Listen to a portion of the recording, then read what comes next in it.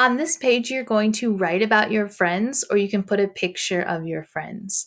So if you want to write about your friends, just click on the box, it appears, and you can start writing. So you can say, Jenna is my best friend because she is really nice.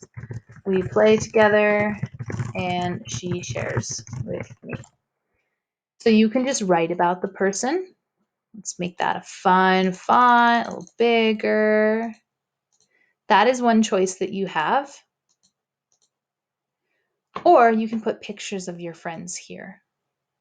If your teacher has shared some photos with you on Google Drive, the way you do that is you click up here, click on Drive, and it should open the last folder you were in. If you want to go back, so I'm in photos of the class, I can go back to shared with me.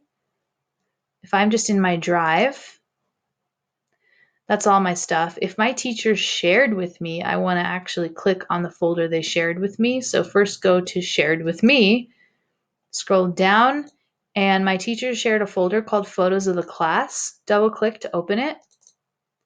And here are the photos of the class. And if I find a photo of my friends, I can click once and insert it.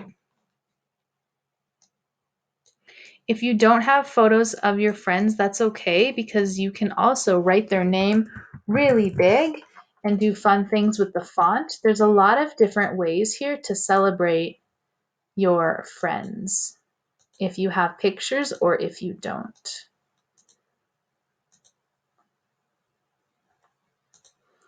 I'm going to take her name and click up on the text box here so my cursor turns into a plus sign. Now I'm going to rotate it. To do that, I go to this little circle, click, and rotate it.